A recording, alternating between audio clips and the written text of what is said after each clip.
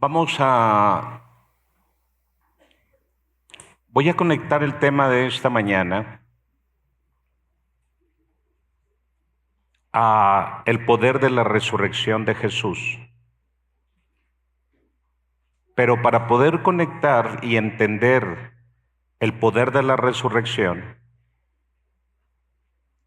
debo de entender el proceso. Si yo no entiendo el proceso, entonces solamente me emocionaré en el poder de la resurrección. El resultado del poder de la resurrección es grande por todos los resultados y los beneficios que trajo para nosotros. Pero no quiero detenerme en el beneficio, sino quiero llevarlos por todo el proceso para llegar al punto medular de la enseñanza de esta mañana acerca de lo que es el poder de la resurrección. Pero, yendo a Mateo, capítulo 16, versículo 18, vamos a comenzar con esta enseñanza. Y espero ser muy entendido en el Espíritu para poder transmitir el mensaje como el Espíritu me lo habló durante estos días. Vamos a la Biblia y dice la Escritura así, léanlo fuertemente. ¿Qué dice?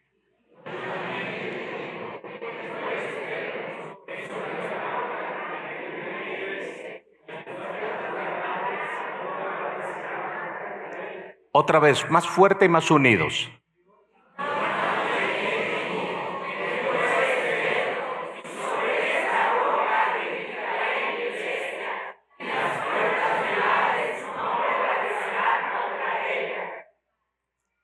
Quiero que podamos ir entendiendo algo que me impactó demasiado durante estos días, porque me está hablando de una puerta o unas puertas, me está diciendo las puertas del Hades no prevalecerán contra ella. Cuando enfermé gravemente hace 4 años y yo descendí a las partes bajas de la tierra, que fue el Seol, lo hice precisamente por medio de una puerta.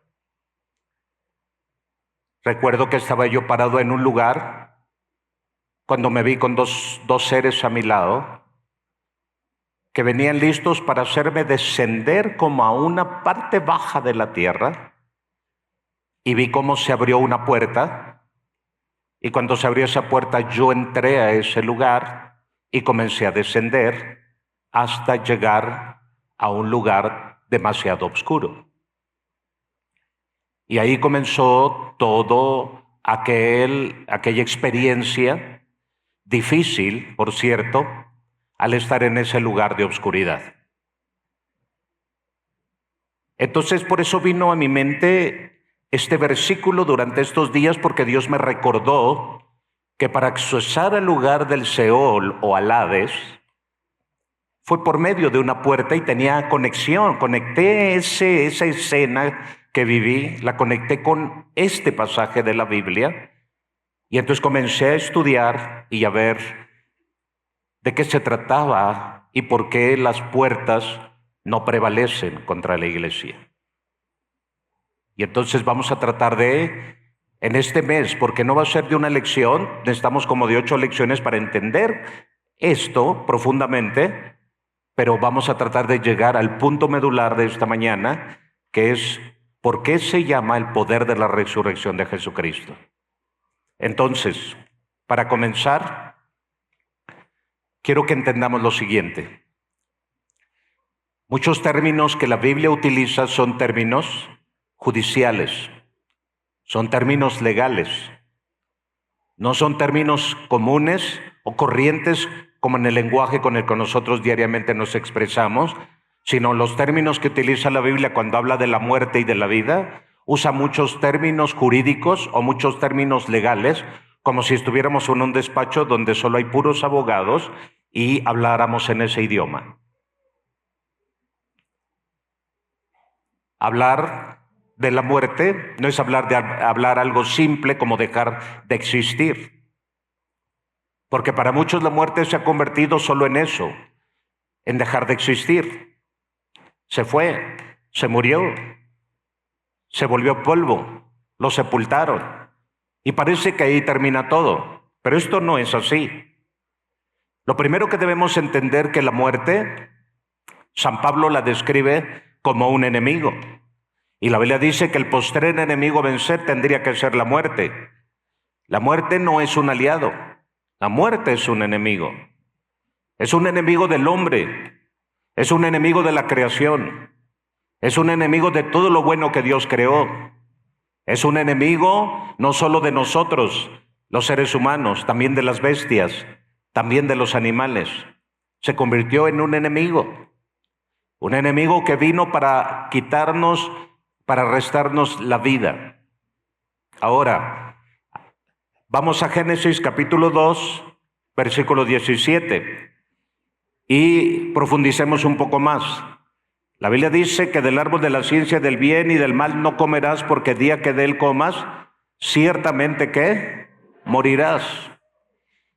Si nosotros profundizamos un poco más, esta palabra no fue como una advertencia, no fue una palabra de que te estoy advirtiendo algo solamente, sino lo que Dios estaba haciendo era un decreto real, un decreto jurídico, un decreto verdadero, un decreto en términos judiciales que habría de establecerse si se violaba o se transgredía el principio establecido por Dios. No comerás del árbol de la ciencia del bien y del mal. Así que Génesis 2:17 nos presenta el decreto que se establece y que Dios establece como decreto original. ¿Y cuál era este decreto? Una sentencia. Una sentencia en este decreto que nos dice: no comas de este fruto, porque si comes de él, vas a morir. Y aquí se establece la muerte no como una posibilidad, sino como una consecuencia legal y directa por parte de Dios hacia una transgresión del mandato de Dios. Así que el hombre estaba advertido y legalmente advertido, y el decreto estaba establecido. Es decir, el rey del universo había puesto ese decreto ahí en el Edén y le había dicho al hombre: no comas porque hay un decreto de muerte sobre de ti. Algo legal. Cuando nosotros hablamos de la muerte en Génesis 2:17, el Señor estaba diciendo: porque día que de él comieres, ciertamente que habrás de morir. Así que esta palabra hebrea es una palabra compuesta por dos palabras, que es la palabra mot, tamut. ¿Y qué significa? Literalmente nos dice que no comas del árbol de la ciencia del bien y del mal, porque el día que comas de él, seguramente habrás de morir, o morirás muriendo. La palabra que es motamut le estaba diciendo: morirás muriendo, o muriendo morirás. Muchas veces nosotros decimos: ¿cómo? Si el hombre no murió. Escúchenme bien, porque no vamos a la raíz. A veces no entendemos que este decreto de que el hombre había de morir, el Señor le estaba diciendo: morirás muriendo. Le estaba diciendo cómo sería la manera en cómo el hombre habría de morir. Esta palabra que el Señor le está diciendo: morirás muriendo, le estaba diciendo: esta es la forma en cómo tú vas a comenzar a morir. Es decir, no morirás inmediatamente, sino de manera progresiva. En otras palabras, es como si el Señor le estuviera diciendo: tú vas a morir de esta forma, morirás muriendo, es decir, progresivamente vas a morir. En otras palabras, es que siendo joven vas a morir envejeciendo. El envejecimiento te va a dar la pauta para que tú descubras que estás a punto de morir. Entre más viejo llegues, más cercano estás a la tumba. Entre más viejos llegues, más cercano estás a la muerte. Eso es lo que el Señor estaba diciendo. Nosotros nos preguntamos, bueno, pero no murieron. Entonces, ¿cómo es que, de qué se trataba esa muerte? No, lo que estaba diciendo es que la palabra no está diciendo de esta manera, mot tamud, está diciendo morirás muriendo. Es decir, que tú, Adán, te vas a ir envejeciendo hasta que alcances el clímax de ese envejecimiento, y entonces ya no va a haber manera en que tú sigas viviendo. Por eso muchas personas dicen, ¿y cómo falleció? No, se quedó dormidito. ¿Qué edad tenía? 90 años, wow. Entonces se cumplió la palabra, el mod del Señor, el mod tamud del Señor se cumple. Así que el Señor nunca nos engañó, sino dijo la verdad cómo habríamos de morir. Por si todavía tenemos duda de que no murieron y cómo, si dijo el Señor que iban a morir y siempre no murieron, es que el Señor no dijo que morirían inmediatamente, sino habría un mod tamud, que es morirían progresivamente. Y lo estamos viendo, nosotros vamos muriendo progresivamente. ¿Se han dado cuenta? ¿Están aquí? ¿Están aquí? A ver, otra vez, ¿lo están entendiendo? Nosotros no nos damos cuenta que todos los días estamos muriendo. Todos los días vamos camino a la muerte. Todos los días. Ahora lo digo de otra manera. Entre más viejos nos estamos haciendo, más cercanos estamos a morir. ¿Ahí vamos bien? Perfecto, ok.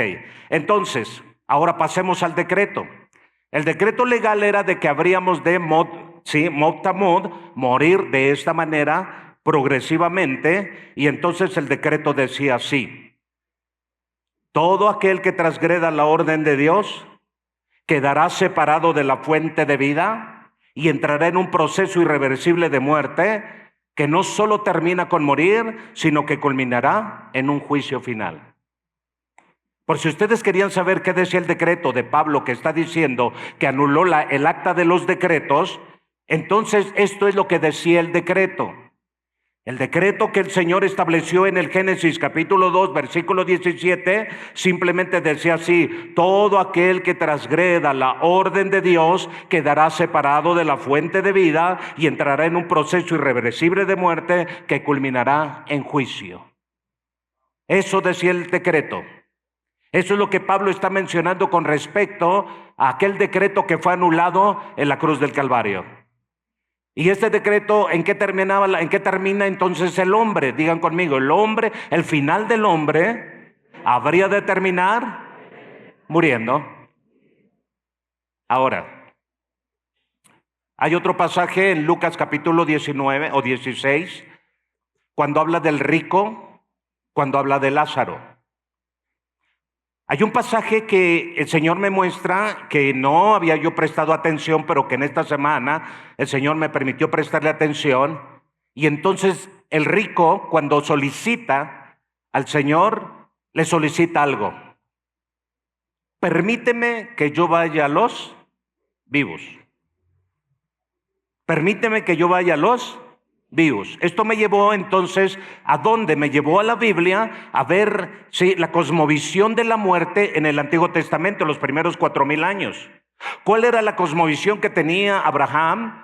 ¿Cuál era la cosmovisión que tenía Moisés? ¿Cuál era la cosmovisión que tenía David, que tenía Salomón, que tenían los antiguos acerca de la muerte?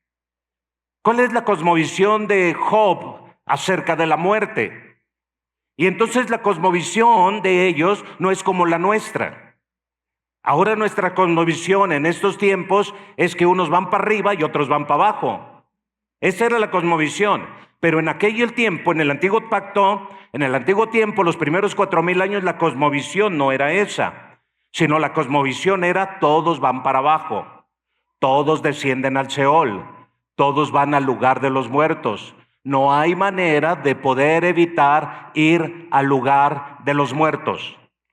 La cosmovisión que se tenía, Génesis capítulo 3, versículo 19. Vean lo que es la cosmovisión acerca de la muerte en el antiguo pacto. Escúchenme bien, escúchenme bien. Esta es la esencia de la cosmovisión que se tenía los primeros 4000 años antes de Cristo acerca de la muerte. Nadie va hacia arriba, todos van hacia abajo. Vamos, ¿qué dice?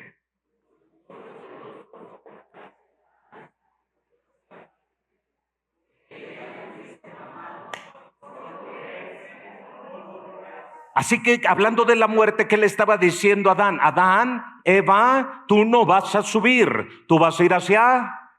Otra vez, Adán, tú no vas a subir, tú vas hacia... Desde aquí se establece el principio. ¿Alguien está conectado conmigo esta mañana? ¿Alguien está entendiendo lo que el Señor quiere hablar a tu vida? En aquel tiempo, las personas, la cosmovisión, la mentalidad que se tenía acerca de la muerte es que nadie subía, todos bajaban. Y desde aquí se establece, Adán, fuiste tomado del polvo, polvo eres y al polvo serás tornado. En otras palabras, ¿dónde está el polvo? Abajo.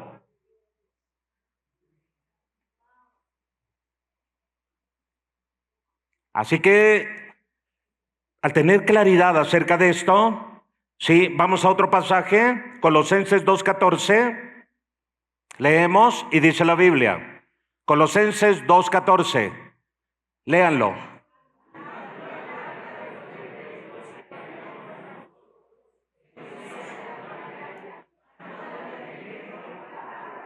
Bendito sea el Señor. ¿Qué anuló? El acta de los decretos. ¿Cuál era el decreto? Todo aquel que transgreda el orden de Dios quedará separado de la fuente de vida y entrará en un proceso irreversible de muerte que culminará en juicio.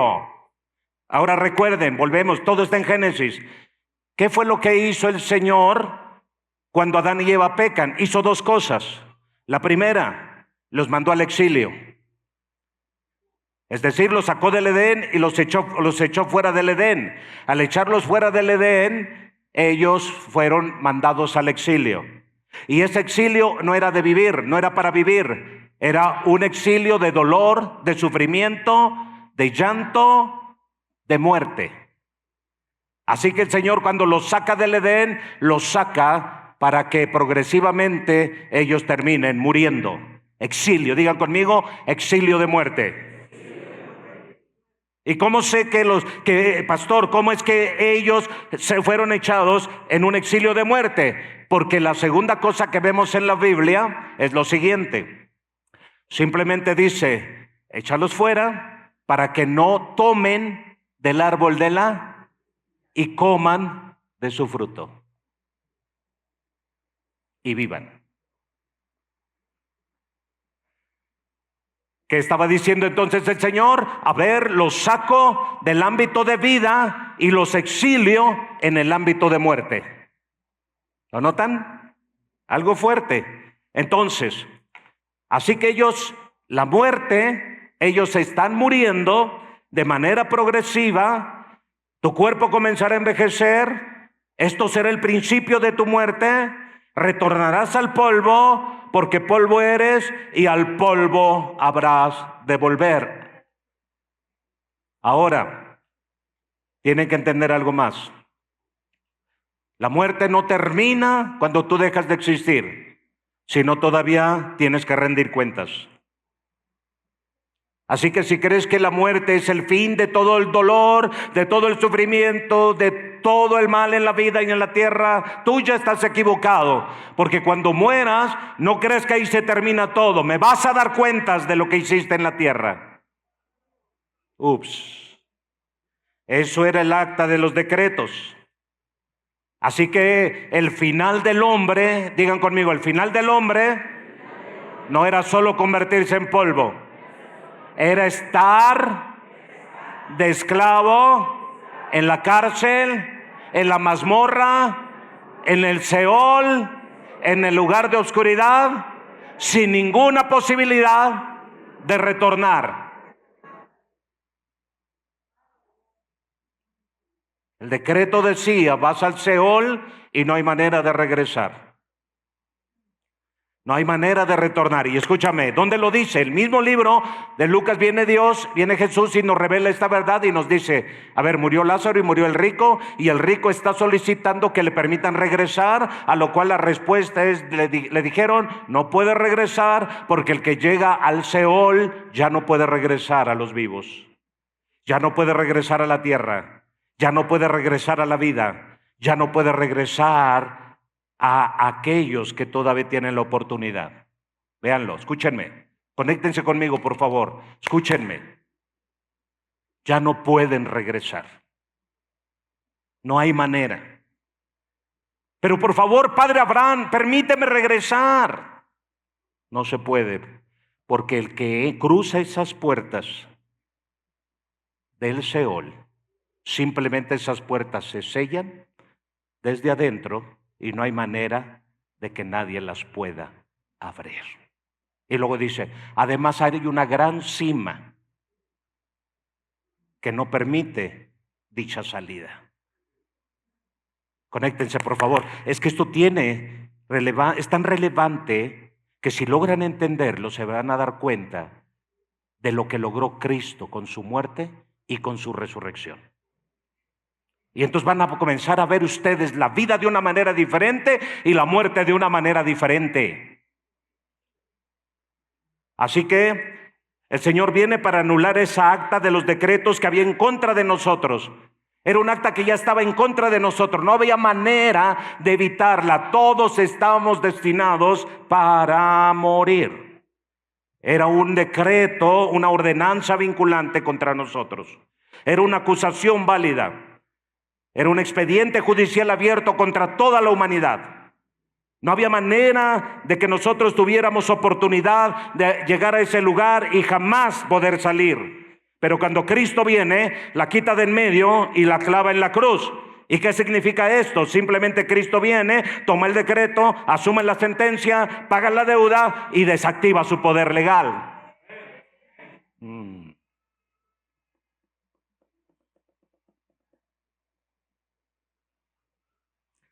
Antes de Cristo había un decreto activo. Miren, para que me entiendan, antes de Cristo la muerte era obligatoria. Otra vez, antes de Cristo la muerte era obligatoria, sin salida. Después de Cristo, después del decreto cumplido, después de la sentencia pagada y satisfecha, ya esto queda anulado. La muerte ya no es obligatoria. Yo soy la resurrección y la vida. El que en mí cree, aunque esté muerto, ¿ya va entendiendo más sentido? ¿Va teniendo más sentido las palabras de Jesús? Aunque esté muerto, morirá. No, creo que no, todavía no puedo conectar con ustedes. Siento como un muro del Seol oponiéndose con muchos de ustedes. No me están entendiendo con lo que quiero conectarme.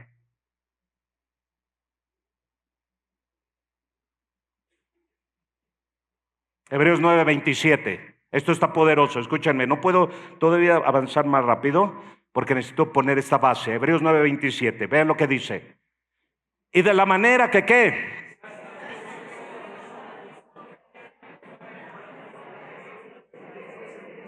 ¿Otra vez?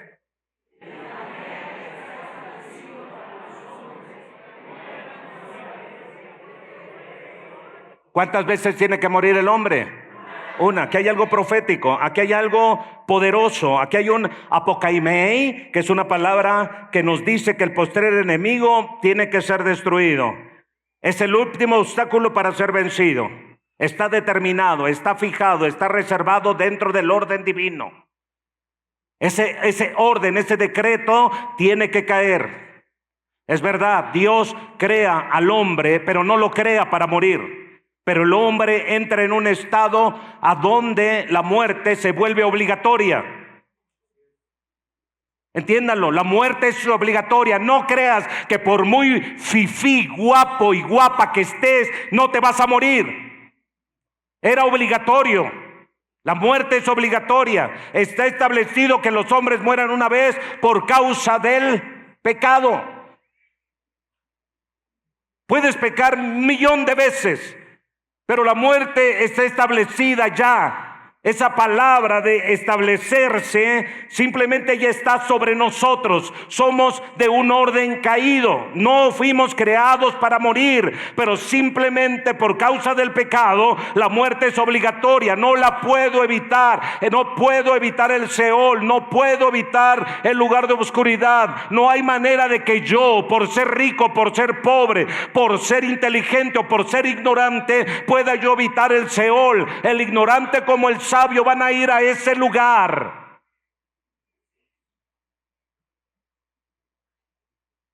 Pero de repente aparece alguien que te dice y te promete: aunque estés muerto, vivirás. Porque yo he venido para dar vida y darla en abundancia. De repente aparece alguien que dice: yo soy la resurrección y la vida, y el que cree en mí, aunque esté muerto, vivirás. De repente alguien aparece cuando todo el pensamiento era el Seol, era el lugar de obscuridad, era el lugar de los muertos. Y luego dice, Jesús aparece y dice esto: está el rico en el Seol y está Lázaro en el seno de Abraham. Pero escúchenme, la segunda cosa que quiero enseñarte de este pasaje es: el rico pide salir. ¿Se le permite? Ahora, ¿ustedes han visto que algún muerto de su familia que regrese a la vida? Y les voy a decir por qué. Porque físicamente vuelven al polvo, pero espiritualmente no hay manera que entrando al Seol la puerta se pueda abrir. Alguien cerró la puerta por dentro. El cerrojo de la puerta no está afuera, está por dentro.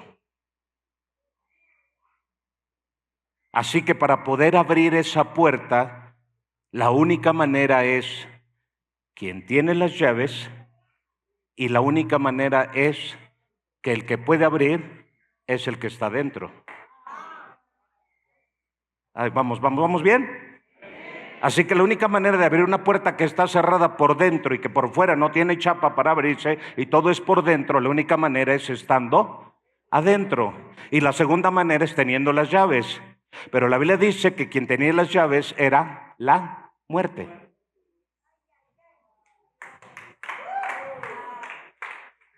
Oh, Dios mío.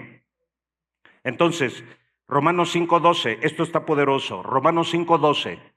Espero que en 10 minutos ya nos vayamos. Miren, léanlo por favor. ¿Qué dice?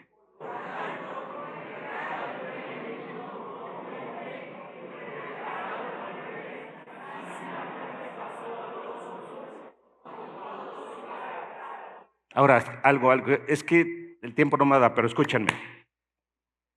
En Romanos 5:12 nos está diciendo que el pecado llegó y por el pecado también llegó la. Entonces, yo le pregunté a este pasaje y dije, a ver, la muerte. En el cielo solo hay vida. ¿Están de acuerdo conmigo? Dios es vida y todo en el cielo es eternidad. Y luego Dios nos crea a nosotros y también somos eternos porque no fuimos creados para morir. Pero de repente le pregunto y digo, a ver, la muerte entonces, ¿cómo es que llegó la muerte a estar presente en Edén? ¿La muerte se originó desde adentro de Adán y de Eva? ¿La muerte la creó Dios? ¿O qué fue lo que pasó? Ahora voy a compararlo con lo siguiente. Vámonos a la pandemia de COVID. El virus se originó desde dentro de nosotros y por eso mató a muchos. Pregunto, no, ¿qué pasó entonces? ¿Qué pasó con el virus? ¿Qué pasó con el virus? Contéstenme, ¿qué pasó con el virus? ¿El virus alguien lo creó? ¿Vino de algún lado? Sí. ¿Y el virus llegó a México? ¿Entró a México? Es el mismo término. Dice que así por el pecado de un hombre entró el pecado, entró la muerte, entró el pecado, entró la muerte. Puertas. Por eso es que dice Jesús, yo soy la puerta y el que por mí entrare hallará pastos y tendrá vida. Estamos hablando de puertas. Escúchenme, el pecado, el engaño más grande que tiene el ser humano, para empezar, dime, ¿el pecado simplemente tú lo engendras? ¿Tú lo creas? ¿Tú lo formas? Pregunto, ¿tú lo creas? ¿Tú lo formas? ¿Tú lo diseñas? No. Ven aquí, Sharon, ¿me permites un segundo, Sharon? No, tú no quieres conmigo. Necesito un niño que quiera venir aquí adelante. Ven, hijo. Lo quería más chiquito, pero bueno, vamos a utilizarlo como ejemplo. Sí, un niño cuando nace, de antemano, ¿sabe cuál es su mano derecha? ¿Saben cuál es su mano izquierda? El niño no sabe nada de eso, así que nada trae adentro. Dice el niño, es inocente, ¿está bien? Entonces, pero de repente él creció, fornicó, se emborrachó, se drogó. ¿El pecado estaba dentro de él o entró? Y si entró el pecado, ¿qué vino como resultado y consecuencia de ese pecado? Ok, gracias, hijo. Entonces entiendan lo siguiente. La Biblia dice, ¿cómo es que entró? A ver, Señor, ¿cómo es que Adán pecó? ¿Cómo es que Eva pecó? No, es que ellos estaban limpios por dentro, todo era bueno, todo fue creado por Dios, pero algo entró, algo invadió, algo accedió, y ellos delegaron voluntariamente su voluntad para cometer dicho pecado. Entonces, ¿cuál fue el pecado de Adán y Eva? El pecado de Adán y Eva no tuvo que ver con manos, no tuvo que ver con cuerpo físico, sino tuvo que ver con pensamiento. Pensó Eva, vio Eva, tocó Eva y disfrutó Eva, pero todo el pecado comenzó aquí con la mente. Por eso lo que hace el Señor nos dice, si tú no tienes la mente de Cristo, estás condenado a pecar. Si tú no te reformas en tu mente, estás destinado a ser un fracaso. Por eso Pablo lo que pidió a los que resucitaron es que reformaran su mente, renueven su mente para que sepáis cuál es la voluntad agradable y perfecta de vuestro Dios. El fracaso de muchos de ustedes es que no se arrepienten, porque la manera, la llave que te accesa a la transformación mental es arrepentimiento. Porque ¿qué es arrepentimiento? Cambio de transformación o renovación de la. Pero como muchos no quieren cambiar su manera de pensar, es por eso que no accesan al arrepentimiento. Ok, es que hay mucho. Por un hombre entró el pecado y por el pecado entró la. Entonces entra el pecado y cuando entra el pecado se introduce detrás de la muerte. Y la muerte entonces se vuelve una ley operativa en la vida del hombre. Y Dios lo establece como decreto, por orden y como justicia. Así que Dios no inventa la muerte, pero sí la legitima como consecuencia judicial. ¿Ok? Ahora, el lugar del Seol para la cosmovisión del Antiguo Testamento era un lugar de descenso. Vamos a Job capítulo 7, versículos 9 y 10. Estoy por terminar. Dice la Biblia, como la nube se desvanece y se va, así el ¿qué? Otra vez.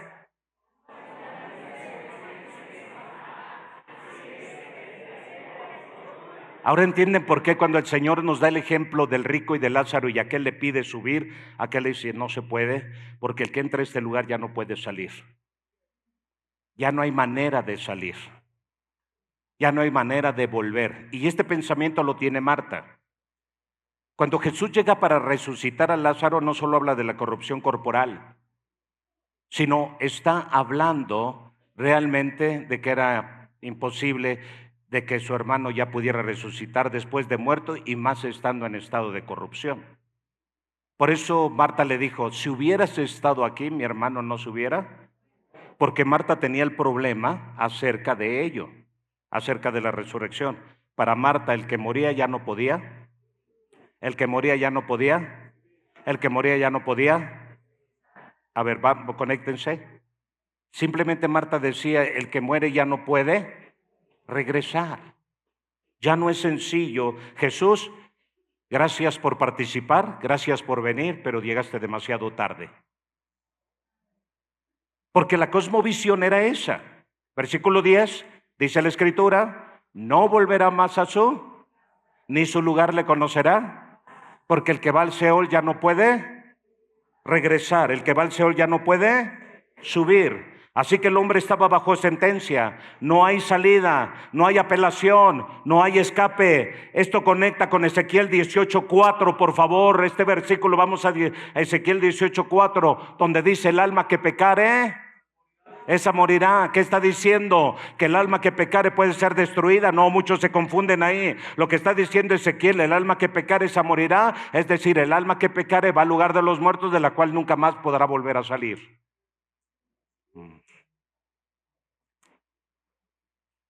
Muchos se lo usan ese versículo para evangelizar. Pero mientras el profeta no estaba hablando para evangelizar a alguien, porque en ese tiempo todavía no se evangelizaba a alguien, el profeta estaba profetizando y estaba diciendo, el alma que pecare irá al Seol y en el lugar de los muertos ya no podrá regresar, permanecerá eternamente en ese lugar. No hay manera que el alma que peque regrese del lugar de los muertos.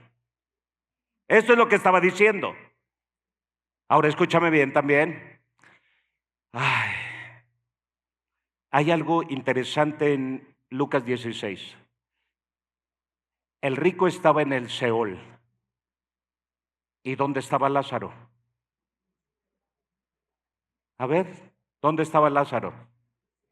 Dicen, en el seno de Abraham. Ok, está bien. Pero ahora te pregunto, ¿y dónde estaba el seno de Abraham? Abraham, ¿dónde estaba el seno de Abraham? ¿Cómo que no saben? Si ahí está escrito, Omar, ¿dónde estaba el seno de Abraham? ¿En dónde? ¿Pero en dónde? Dile dónde estaba. Estaba en el Seol. El seno de Abraham estaba en el mismo lugar que en donde estaba el Seol. La única diferencia era la cima. Uno estaba arriba y el otro estaba más abajo, pero el lugar era él.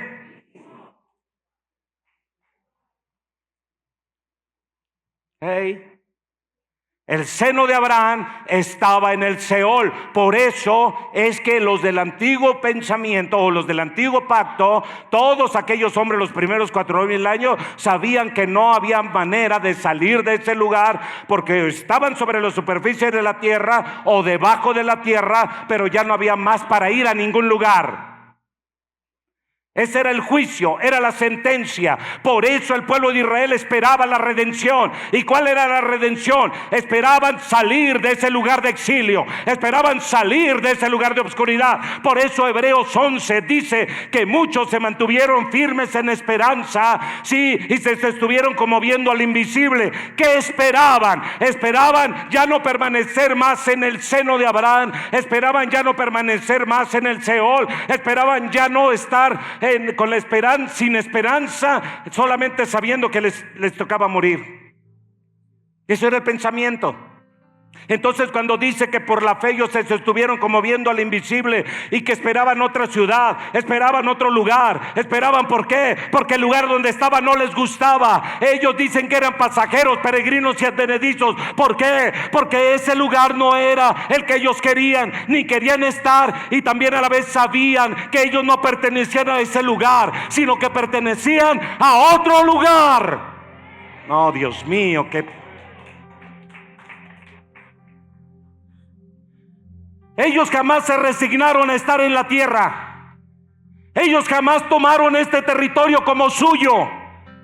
Ellos jamás dijeron que ellos pertenecían a esta tierra. Lean Hebreos 11. Y en Hebreos 11 ellos jamás aceptaron este lugar como su habitación permanente.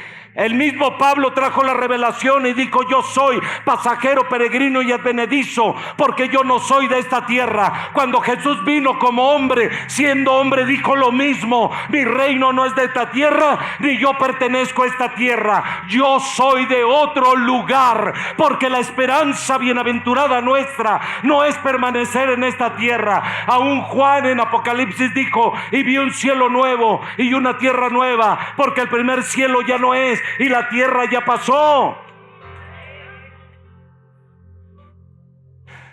Todo el que camina con muerte se aferra a esta tierra. Hay cristianos que tienen años de conocer el evangelio y siguen aferrados a esta tierra.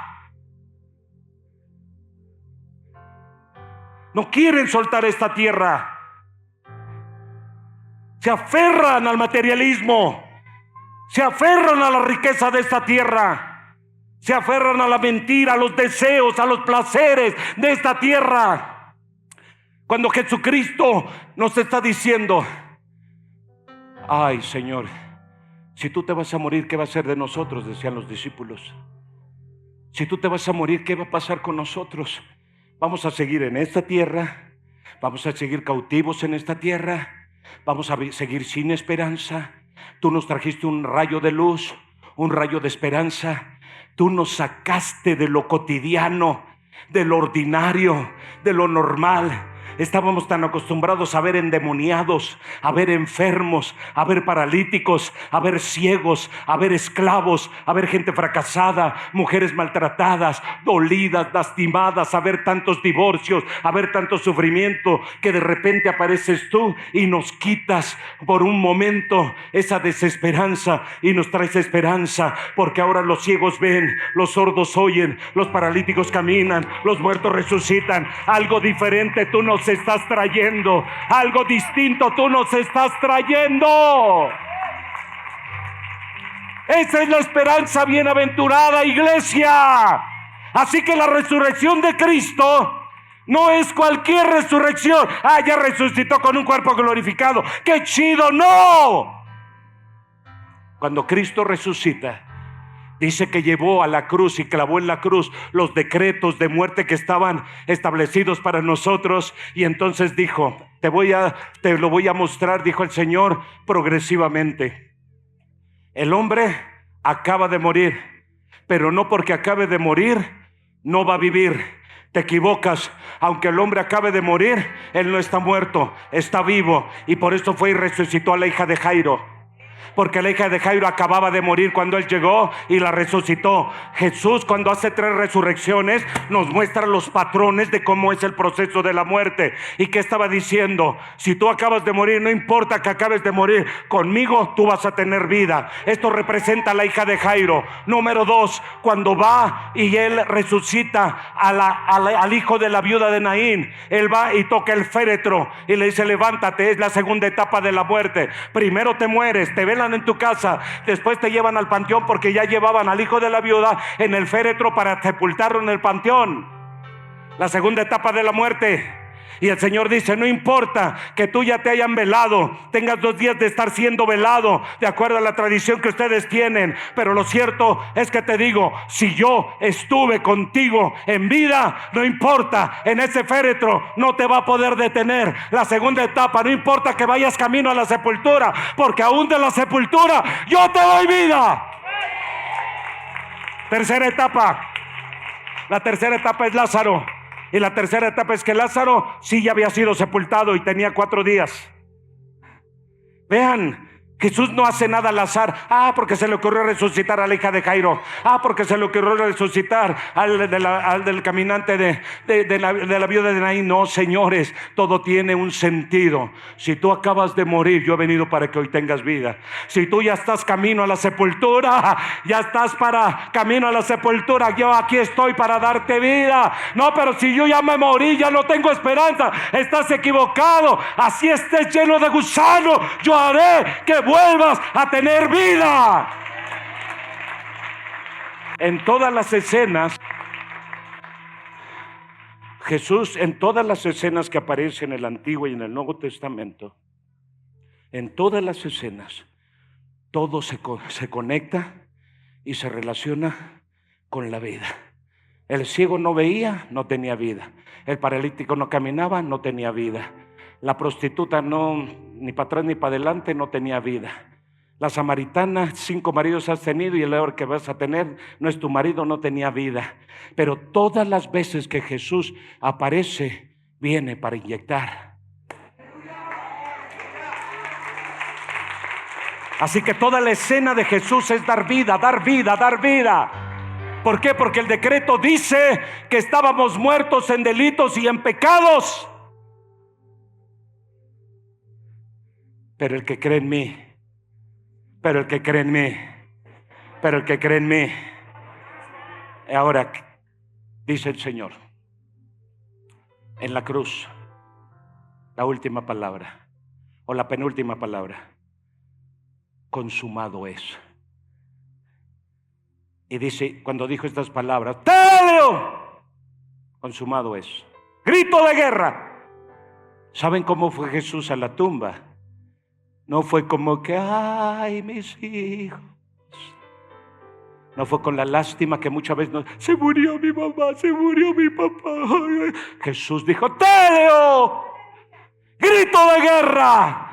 ¿Por qué? Porque entonces dice la palabra que descendiendo a las partes más bajas llegó para proclamar.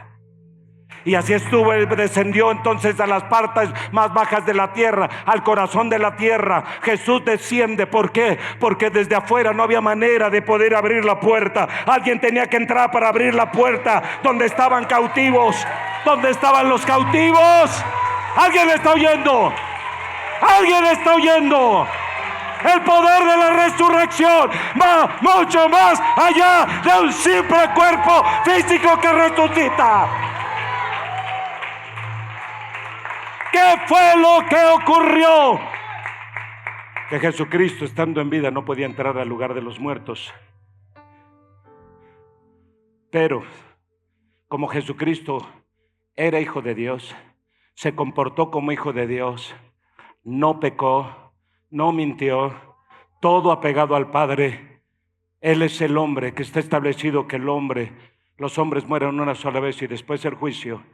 Así que los hombres mueren una sola vez por causa del pecado, pero Jesucristo, Hebreos 9:27, muere una sola vez para traer juicio, pero no ahora el hombre, mientras la muerte espera venir para traer muerte a tu vida y así traer juicio para condenación. Jesucristo viene, muere una vez y entra al lugar de los muertos, pero para traer juicio, no a nosotros, sino al que nos hacía juicio a nosotros, y esto es a saber, a la muerte y al diablo. Así que Jesucristo, cuando desciende a las partes bajas de la tierra, no llegó para predicar el evangelio. Muchos llegan en su torpeza a decir, es que Jesucristo bajó y les predicó allá abajo. No, señores, Jesucristo llegó a 2 cosas allá abajo. Número 1, a proclamar victoria, porque ahí la palabra es proclamación de victoria. Jesucristo llegó a decirle a la muerte, toda potestad ahora me es dada.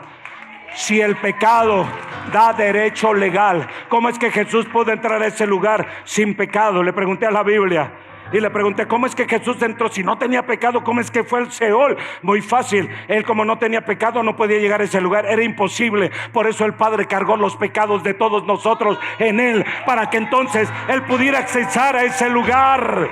Entiéndalo. Es verdad, él no podía llegar, era imposible. No podía llegar al Seol, no podía entrar al Seol.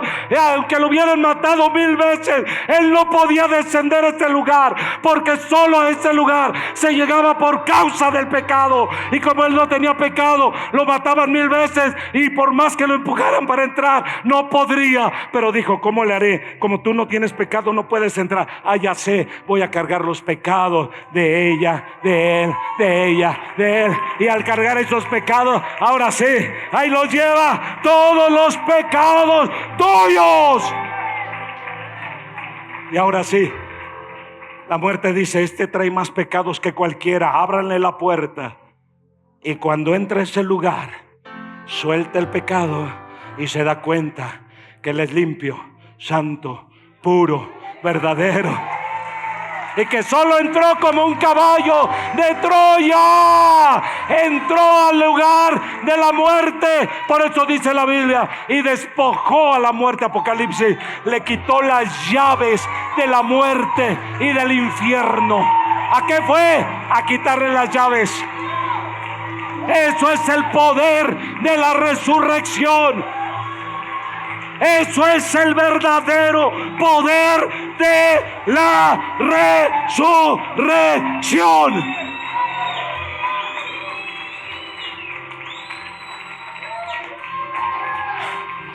Cuando llega a él a ese lugar, quita las llaves. ¿Y qué hizo? Abrió la puerta.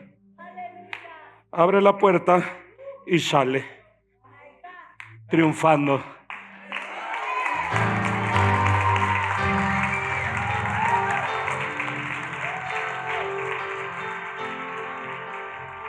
Y no solo eso,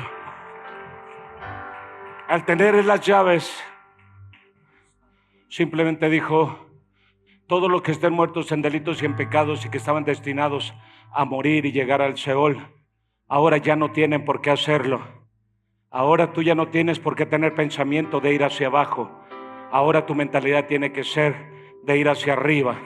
Por eso dijo: pongan sus ojos allá arriba, con fe en el autor y consumador de la vida, que es Cristo Jesús, Señor nuestro.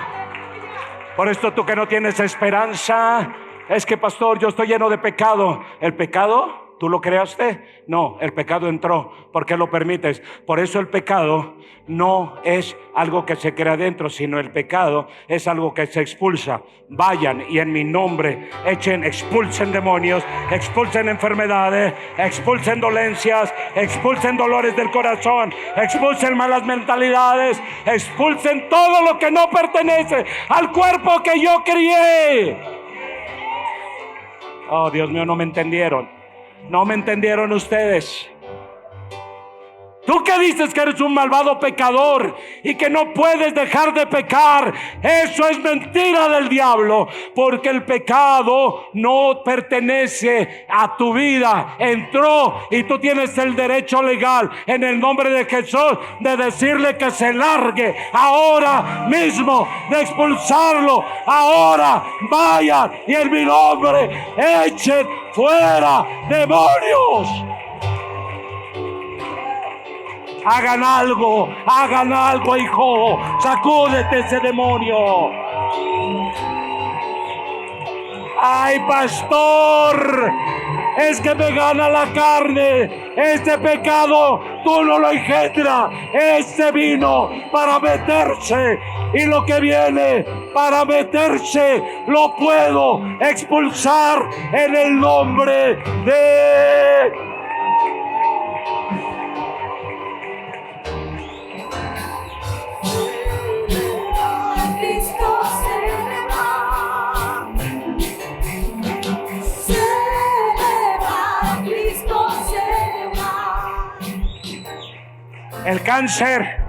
El cáncer no pertenece a esa parte de tu cuerpo. Vino porque dicen los médicos que el cáncer invadió el hígado, o invadió el pulmón, o invadió el estómago, o invadió la garganta, o invadió la tiroides, o invadió la cabeza. No dice que pertenece ahí, dice que invadió. Pero a mí me dice que el poder de la resurrección, si algo que no viene de Dios me invade, en el nombre de Jesús lo puedo expulsar fuera de mi vida. Dame el otro micrófono. Celebrar a Cristo, celebrar. Celebrar a Cristo, celebrar. Celebrar a Cristo, celebrar. No está estás entendiendo. Porque en este momento es para que ya tú eras libre. No quiero que te emociones. Esto es más que una emoción. Esto es realidad. Si tú te emocionas y sales de aquí con tus dolencias, entonces solo fue eso. Tú te emocionaste y Cristo no resucitó para ti.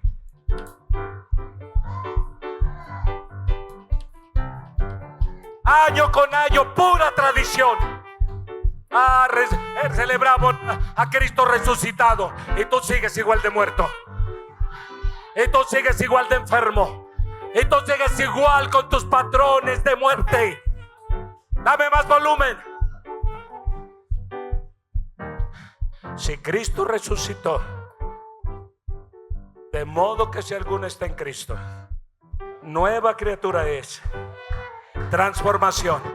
Las cosas viejas pasaron, desechando lo malo.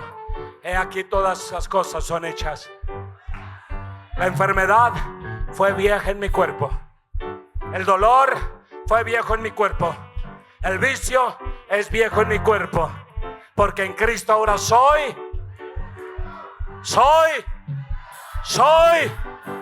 Entonces haz algo, sacúdete, reprende ese demonio